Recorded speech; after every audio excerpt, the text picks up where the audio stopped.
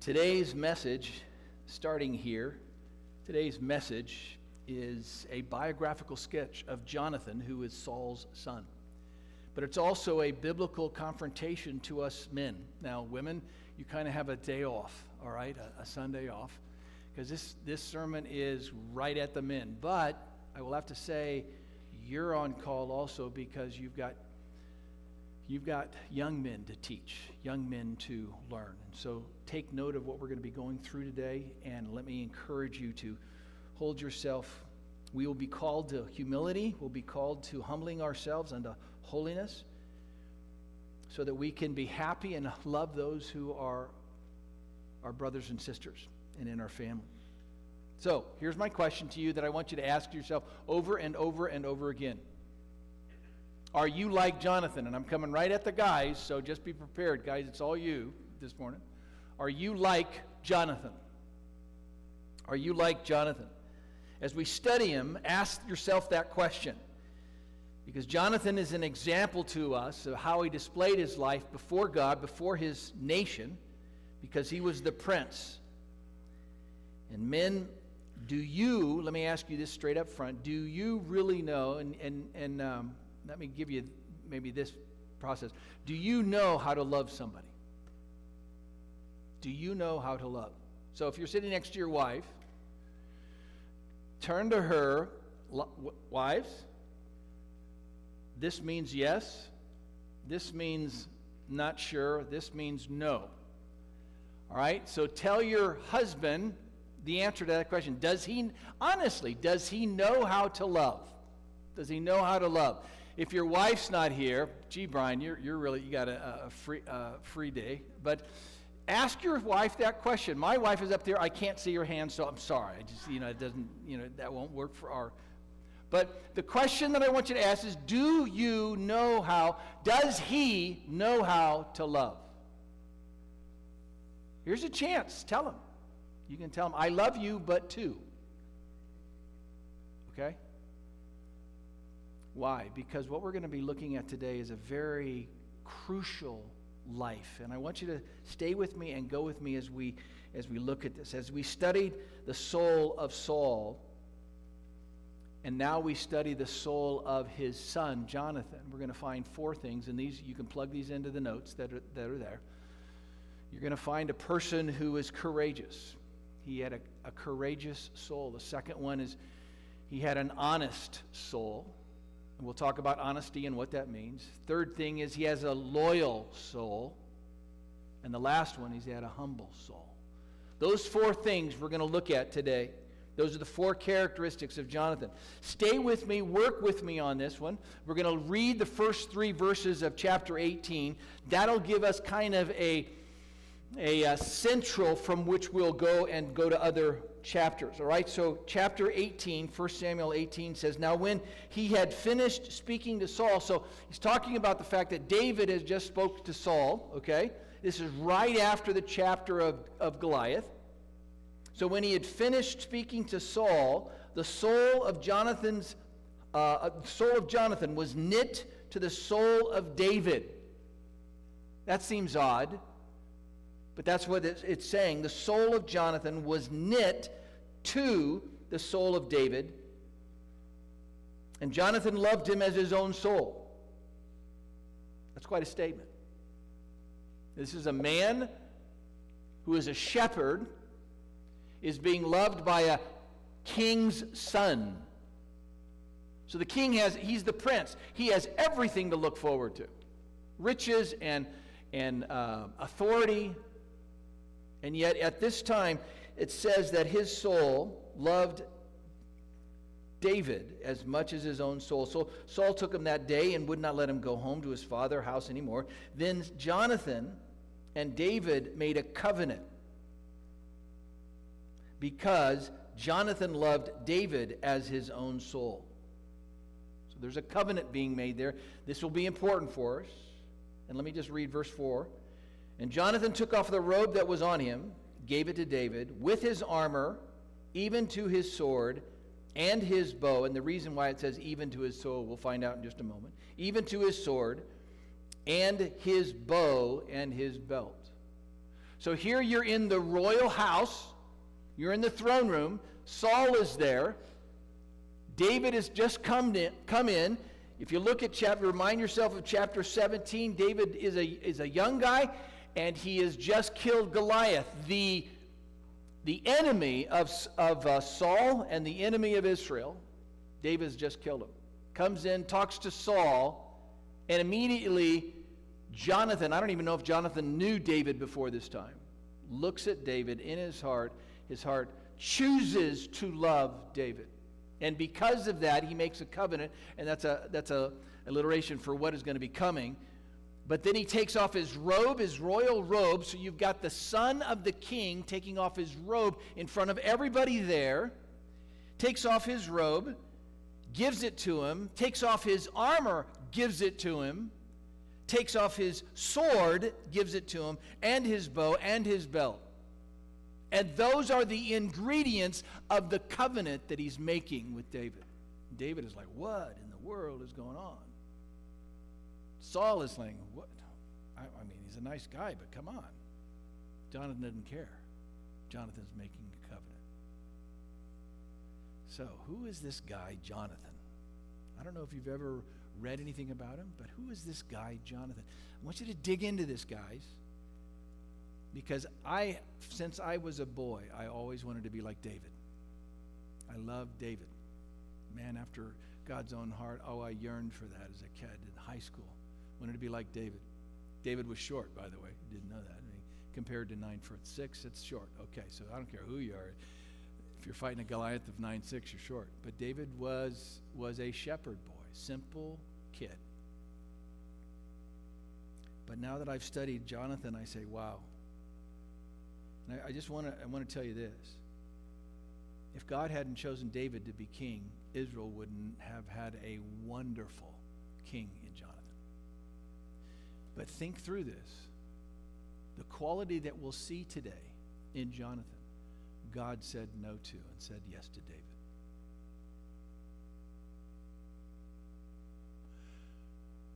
He said no to the kid who was the prince. He said no to the kid who had great character. He had no to the young man who knew how to make a covenant and keep that covenant in the direst of situations. God said no to him. To a man who God knew would commit adultery, would commit murder, would commit favoritism among his children. Wow. God, really? Really? And this is where you place your trust in Almighty God, who said he does what is right. But let's look at this. So let's go back to, you're in chapter 18. Go back to chapter 13, okay? Chapter 13. This is where we're first introduced to Jonathan. So what does it mean? The first thing I say to him, Jonathan is a courageous soul. Okay, that's my statement. Jonathan is a courageous soul, and what does that mean? What does it mean to be courageous? Courage is showing mental or moral bravery and strength in the face of danger, fear, or problems. But is it different? Here's my question to you. Is it different with a Christian? Okay? Now talk to me today, because we're so close. Talk to me. Can unsaved people be courageous? Okay. Is it different, though, with a Christian? Are their motivations different? Okay? We have a yes. There are differences. So let's look at this. So let me give this to you, and you can kind of write this in your notes. Courageous heart or a courageous soul for a believer is different than for an unbeliever. Why? Let me just give you two things that make a courageous soul. If you want to be a man of courage, a man of bravery, if you want to be that type of an individual. So let me just pause here real quick and say this. So you just go, right after the sermon, you go to the Walmart. And you're outside Walmart and you're walking in. And all of a sudden you see a guy come and attack a woman, hit her a couple times, take her stuff, and start running. What would you do? Jimmy?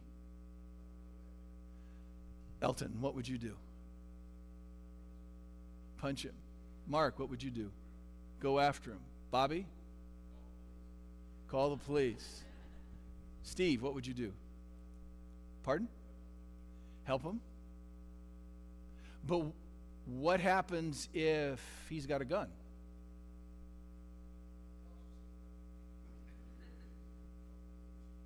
Call the police.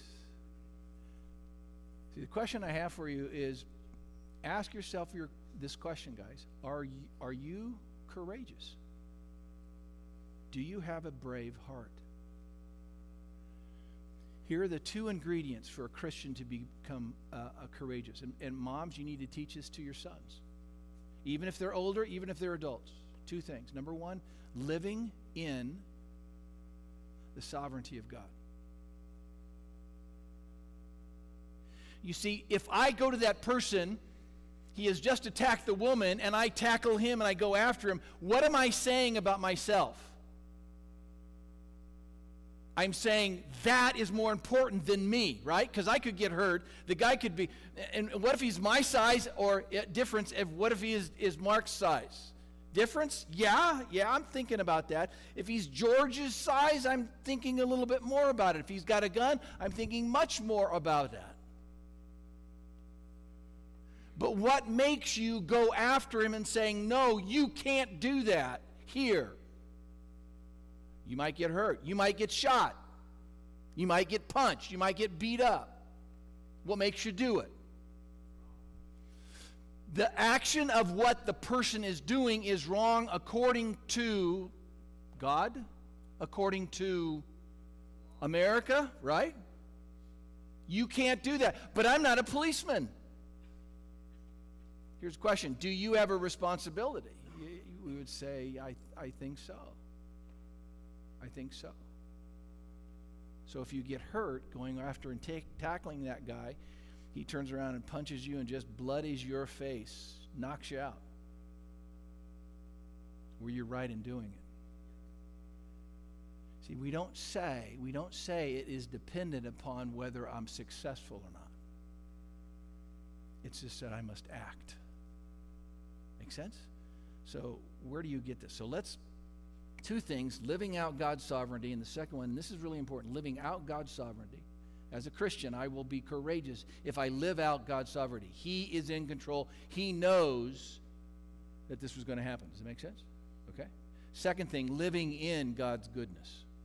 Living out God's sovereignty, living in God's goodness. You say, why the second? Somebody quote for me Romans 8:28. I'll start it. And we know work together for good to those who love God, to those who called according to his purpose. We know that how many things? Most of them? It says in Scripture, all of them.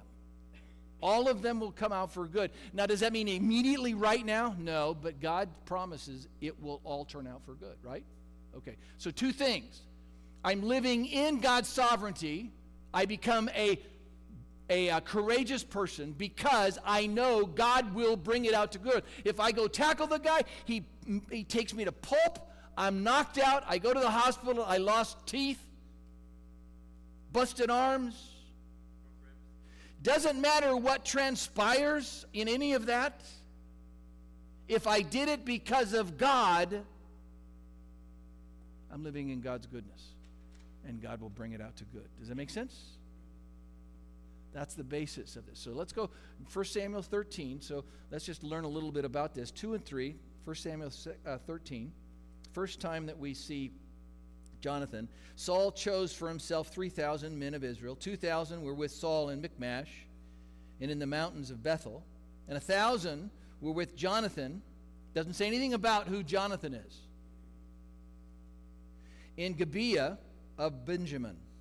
The rest of the people he sent away, every man to his own tent. And Jonathan, so Jonathan's got how many? 1,000. His dad's got 2,000. So in verse 3, and Jonathan attacked the garrison of the Philistines that was in Geba, and the Philistines heard of it.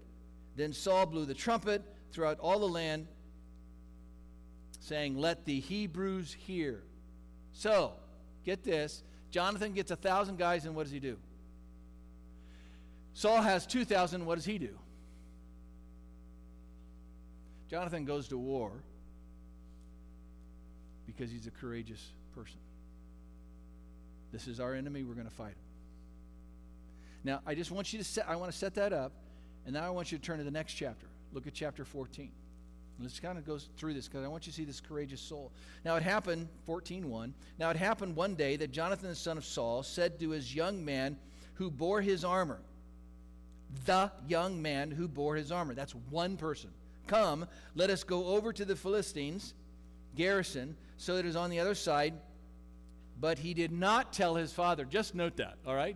That's something you can smile at. He didn't tell his dad, all right? Does not justify God. Don't sons think, well, I don't have to tell my dad everything, all right? Don't do that. But he did not tell his dad. He was an adult. He did not tell his father. Saul was sitting out in the skirts of Gibeah. Anyway, all of this happens.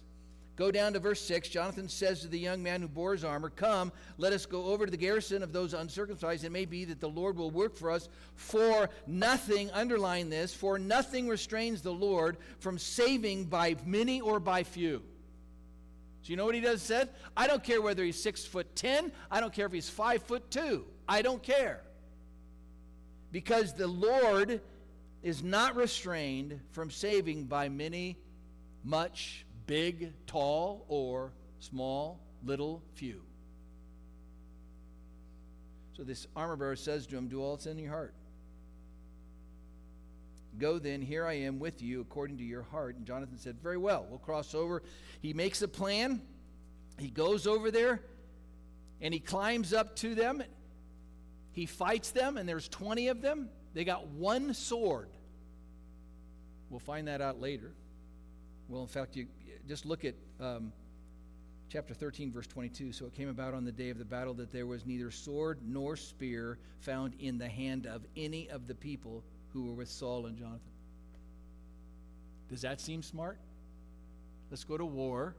No sword, no spear. The only sword that you got is in Saul's hand and in Jonathan's hand. So he goes over to fight these guys. He's got one sword. His armor bearer doesn't have a sword.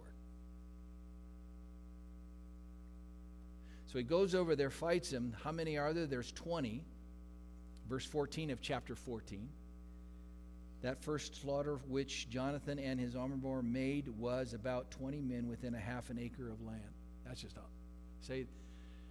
interesting. 20 people. So he's going to fight 20 individuals. He kills them all. And there was great trembling that went on in the camp. So what transpires there, you see a man stand up and say, it doesn't matter whether it's many or few, I'm going to go over and fight the Lord's enemies. So, my question with this is, do you live in your life, do you live with a God who is unrestrained and who will help you whether you are tall or short, wealthy or poor, strong or weak? How do you live your life?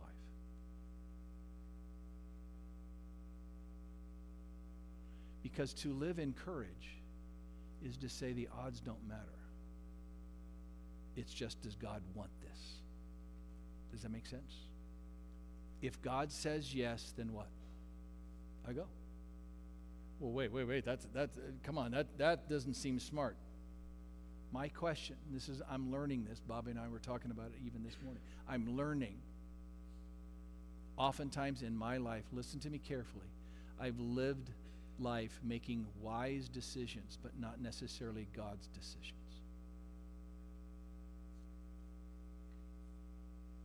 I'll talk to the elders. I'll talk to my wife. I'll talk to my friends. And what I get from God is, did you want to talk to me about it?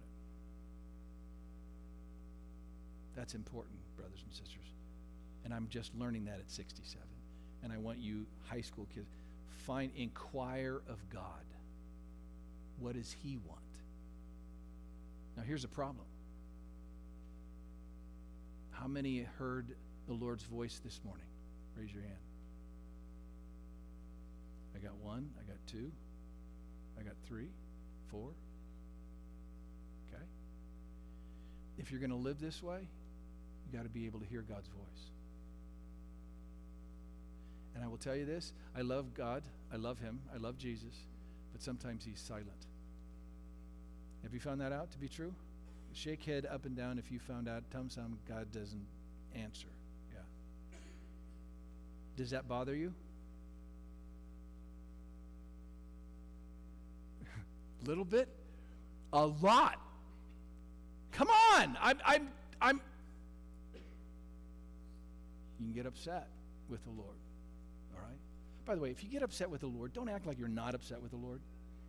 That's just lame. If you're upset with the Lord, he knows it. Okay, I got to be real good here, though, because I'm talking to God. God, I'm upset. I'm not upset with you. I don't get what you're doing. I don't understand it. It doesn't make sense to me. That's a more honest talk with God. It's a more courageous talk with God than, okay, it's all going to be okay. It's all going to be fine. Say, brothers and sisters, you've got to hear the voice of God. Every day, all the time. Commune with God. Commune with God. Are you living that out? That's the first point. Just thinking through that. Are you a courageous person? Guys, ask yourself, are you a courageous person? Okay? All right, let's go to the second one. I think that he was an honest soul. So what does honesty mean? Honesty is truthfulness by living with truth inside you. I truly believe that you can, if you have the Holy Spirit within you, that is the Spirit of truth, correct? And we have the God of truth. So if we have the God of truth who is within me, dwelling within me, then I must be a truthful person. Be very careful of the person who you don't know is telling you the truth. Be very careful. Back away from it. That's one of the worst traits, because it denies who your God is. God is a God of truth. Do always what is right. Do always what is truthful. Speak the truth always. So it's living with truth inside, which then moves outside. If I am living with the Spirit of God within, it's got to come out. Now let's see how this happens with Jonathan. Turn to chapter 14. You're there, and look at what transpires in verse 29. All right? So verse 24 is a new kind of paragraph, what's going on. So the men of Israel, verse 24, were distressed that day. Saul placed on the people an oath, saying, "Cursed is anyone who eats food until evening, before I have taken vengeance of my enemies." That's a really nice thing. You guys can't eat until I get my enemies beat up. All right? That's basically what he is saying. Jonathan doesn't hear that because he's not there, and he doesn't hear the curse. So in verse 28, then one of the people said, "Your father strictly charged the people with an oath, saying, 'Cursed is the man who eats food this day,' and the people were faint." So what Jonathan has done between that is that he sees some honey and goes after the honey. He didn't hear the curse that his dad made, and he's hungry and he sees honey, so he goes after the honey, puts it in his mouth, and his eyes brighten, it says in the text, all right? And Jonathan said in verse 29, "My father has troubled the land." True statement? True statement. Is he being disrespectful? No, he's being truthful. By the way, write this down on this one. Just because you're an honest soul doesn't mean you have to tell everything. That's called transparency. There are hundreds of things I didn't tell my kids on purpose. You don't have to tell them everything. In fact, if you do, you're kind of lame. Okay? That's not wise. You don't tell your kids everything. Now you're asking the question in your head. I can tell, guys, I'm looking at you. Do I tell my wife everything? I know some people that have to tell their wife everything. I will tell you an illustration of why. This is why. Be careful. A man was told that he had to tell his wife every time he had a impure thought. I told him, don't do that. She's not built for that. Not going to work. 2 years, they were divorced. Be careful what you tell. Tell her everything she needs to know. My wife does not know a ton of stuff that goes on at the church. On purpose. Elders' wives don't know what the elders talk about. On purpose. Are we being deceitful? No. Being truthful doesn't mean that you tell everything. Being truthful means what you say is true about God, about others, about life. Okay? So Jonathan told state, verse 29, Jonathan said, my father's troubled the land. Look now, how my countenance has brightened because I've tasted a little bit of the honey.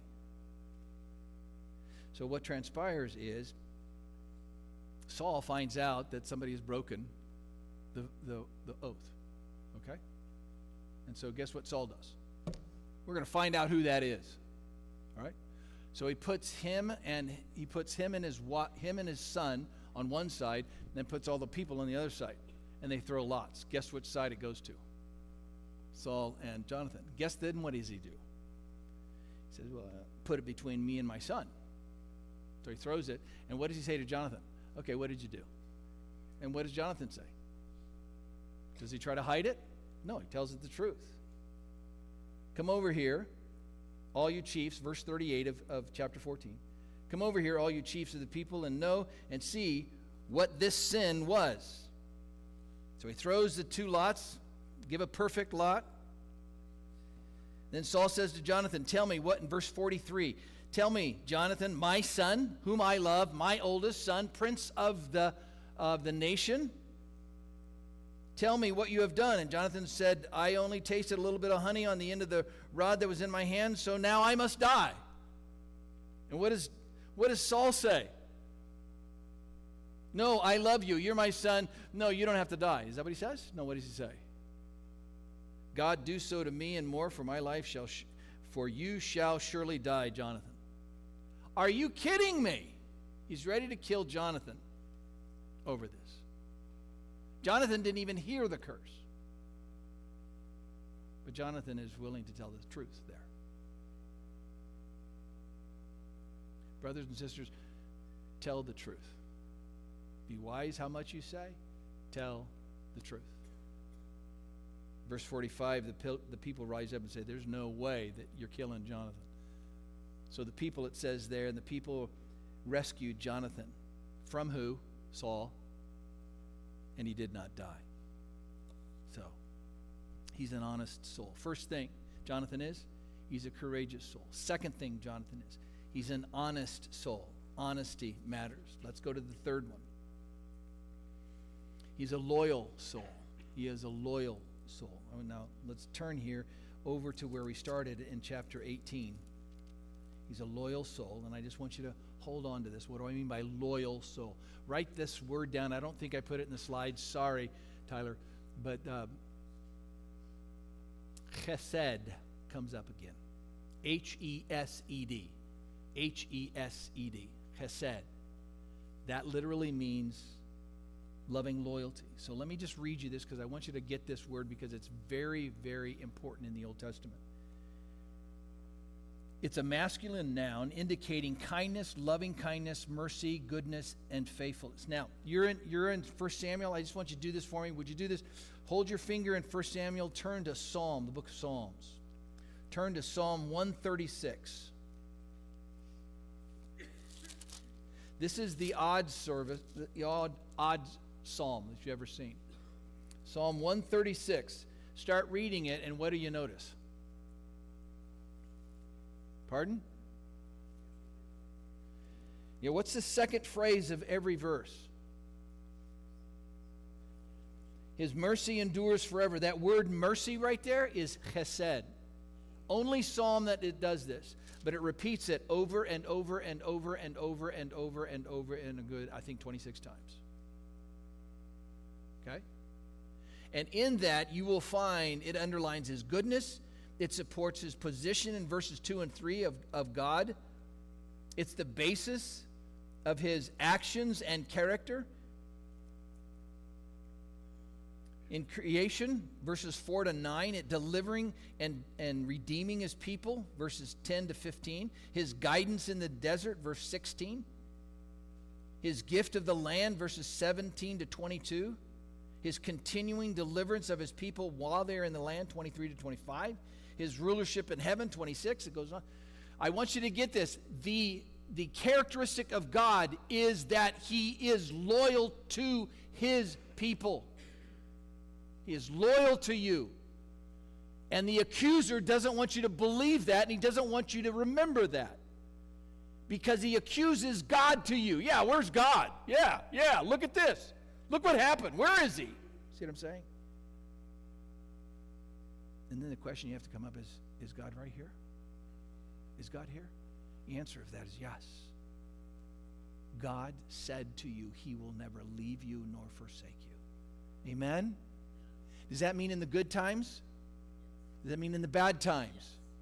Does that mean in all times? All the time. God will never leave you. So this characteristic that Jonathan displays, and we'll see, is a loyalty that is covenant commitment out of love. Okay. I'm committed to you guys. Straight up, I'm committed to you guys. Okay? But I'm committed to my wife in a different manner. Make sense? Same with you with your children.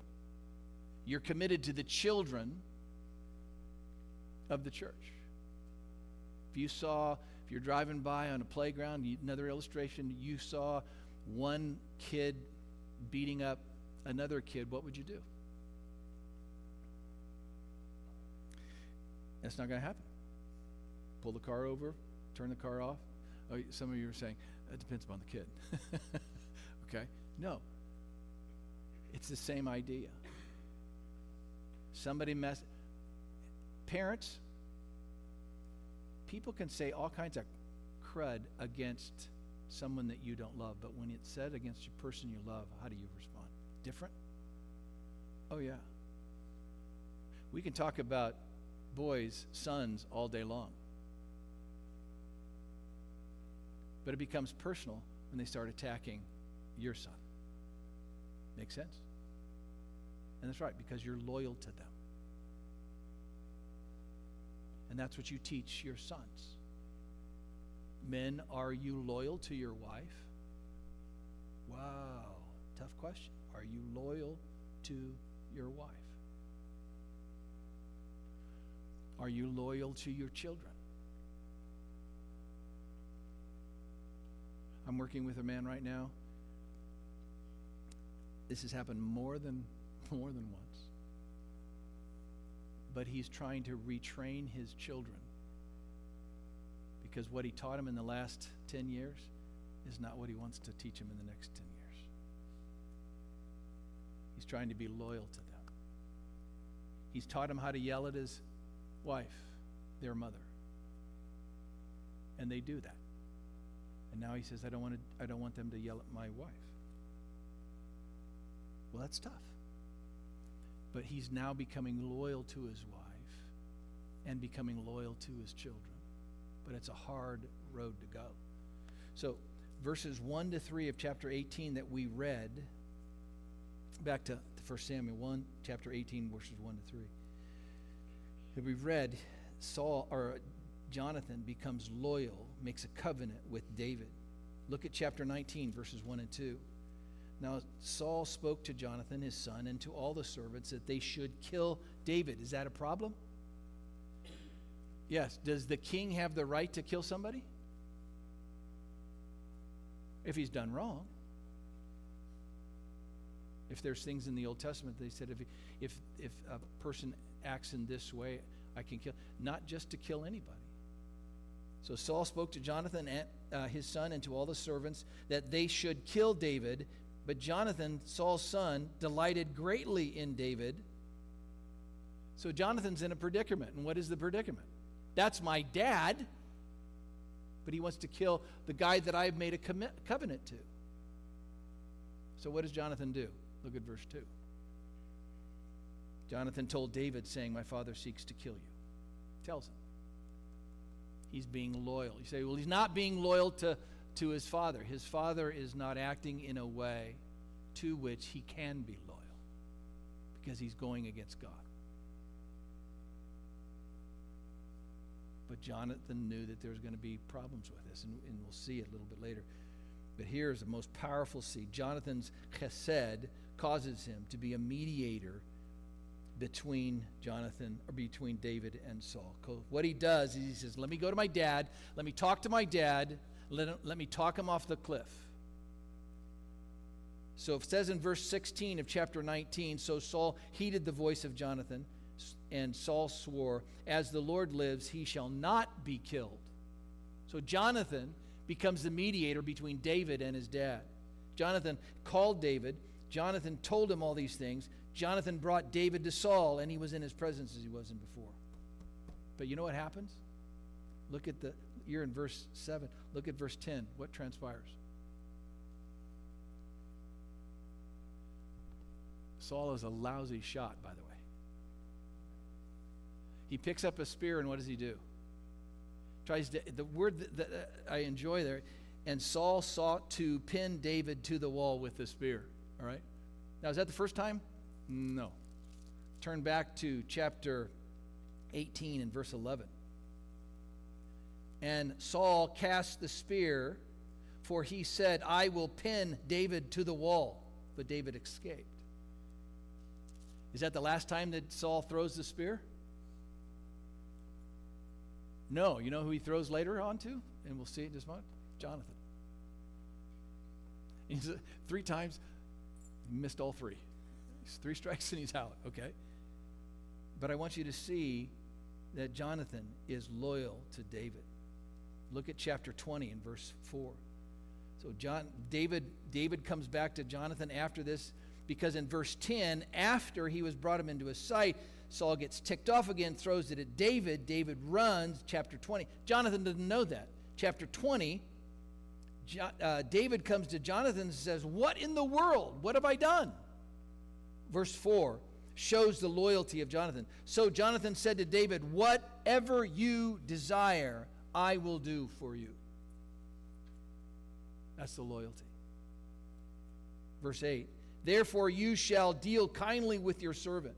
There's your word chesed right there. That's in the verse. Verse 8, you shall chesed with your servant, for you have brought your servant into a covenant.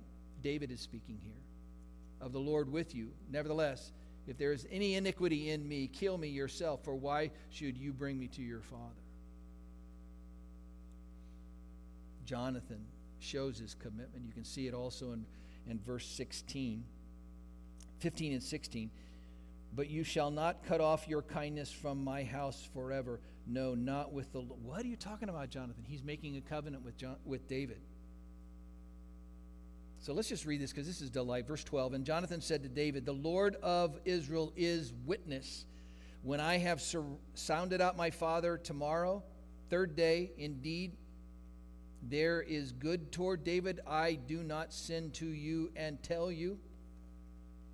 In other words, he's saying, if I don't tell you, then God be witness. May the Lord do so, and much more to Jonathan. Verse 13, but if it pleases my father to do evil, then I will report that to you and send you away, that you may be in safety. And the Lord will be with you, and he has been as he has been with my father. And you shall not only show me the kindness, there's the word chesed, of the Lord while I live, but that I may not die, but you shall not cut off your kindness from my house forever. No, not when the Lord has cut off every one of the enemies of David from the face of the earth. You know what he says? He says, there's coming a time where all of your enemies will be cut off from the face of the earth. Who is David's enemy? Saul. Now, he doesn't know this. But who dies with Saul? Yeah. And we'll see that at the very end. So he's speaking about him own self, whether he wanted it to or not. Jonathan says, may God take away all of your enemies. Wow. So they make a covenant. Jonathan made a covenant in verse 16. And you're in chapter 20. Look at chapter 23:18. This is the last time that Jonathan and David met. Verse 16, verse 23, or chapter 23. Then so David is out by himself. He's being chased by Saul. Jonathan takes leave and goes and finds David in the wilderness, in the strongholds. Verse 16, Jonathan, Saul's son, arose and went to David in the woods and strengthened his hand in God. And he said to him, do not fear, for the hand of Saul my father shall not find you. You shall be king over Israel, and I will be next to you. Brothers and sisters, that is quality that we haven't seen. Wow. He is the prince. He's supposed to be king, and he says, you will be king, and I'll be next to you. God has chosen it. He's living out his courageous heart in the sovereignty of God. So the two, verse 18, so the two of them made a covenant before the Lord, and David stayed in the wood, and Jonathan went to his own house. Last time that we have in the word that they ever met. The next time that David would meet Jonathan, he would be dealing with his bones.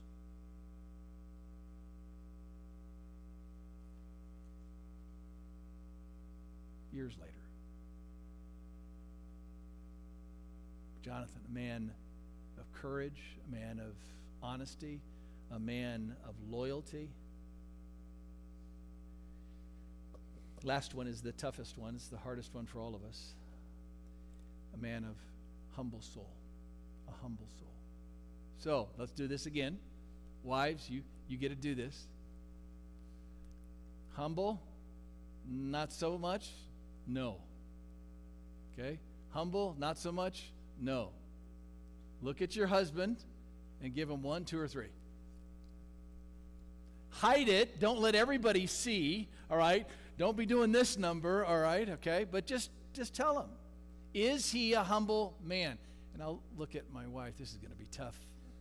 I can't see her, though. I can't. Where's the finger? I got 2? Or what is to the side, a little more than 2. I'm a 2. Not so much. Okay. That has to change. That has to be worked out. But what is humility? So let me just pause here because we just got a few minutes left. What's humility?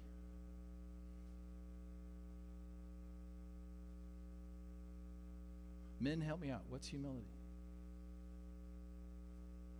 Okay, Stephen, is your dad humble? Very good. Did you hear that, honey? He got a 1. Did you give him a 1? Yeah, okay. Don't smug look at me now. Oh, just kidding. Just kidding. What is humility? How do you do? Help me. And I got a definition, but I need, what is you? Do you know when you see humble?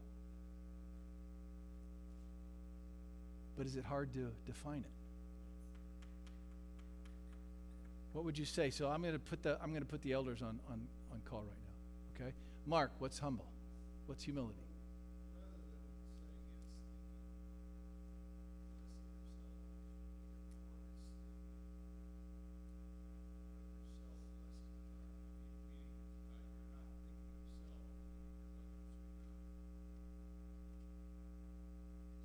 That's what humble does, right?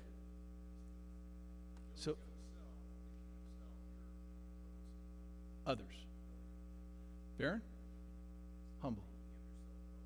Not thinking of yourself at all. Bobby?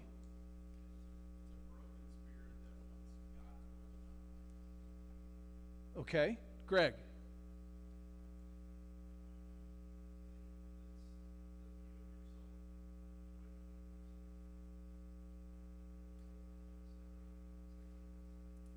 Okay. And I want to tell you, and I'm not joking here. This is not a joke, this is truth. The reason I love these 4 guys, now Ron's not here, so I can't say it to him, but I would say it to him if he was here, is I know these guys. I know these guys. Baron's a couple years. Everybody, I figured this out. The other 5 guys, 150 years of relationship with me. 150 years. Okay. And I will tell you this. They're humble men. They're not perfect, and they'll tell you where their faults are. They're not perfect, but they're humble. I learned from them that. Humility, when I was just, God, what is this? I came to this. Remember the verse in James? That's in Psalms, enter into his presence for thanksgiving. In James it says, humble yourself where? Sight of God. I think humility comes from being in the presence of God. And so I said, humility is, not what it does, is sincere worship.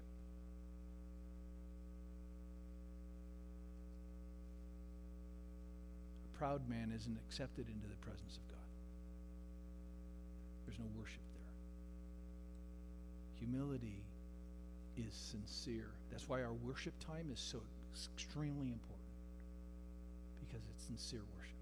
Does that make sense? Men, you want to be humble? Get in God's presence. And be sincere about it. Don't fake it around. Don't try to act like he doesn't know who you are. He does. It's sincere worship. And you can see it in chapter 18 in verse 4, he gives all of his stuff to David. And then this 23 verses 15 to 17 just totally clinches that to me. It's the final powerful quality display. He shows who he is before David, and he says to him, David, you're going to be king. And now he says something that's not true, and I will be right next to you. Because when David became king, Jonathan was dead. And you can read the story. Chapters 13 to 31 in 1 Samuel give you the whole story of Jonathan. But what transpires is he goes to battle. Philistines kill him. They find Saul and his 3 sons on Mount Gilboa, takes their body, cuts off their Saul's head, strings him up, puts him on a rope, and throws him over the walls of the city. And his 3 sons are there also. And the men of Jabesh Gibeah, I believe, go at nighttime, take all 4 down, burn them, takes their bones and puts them under a tree, which David later on goes and takes care of. That's the end of a godly, holy, humble, courageous, honest, loyal person.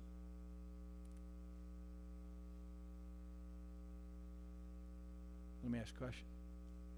Jonathan in heaven? Oh, yeah.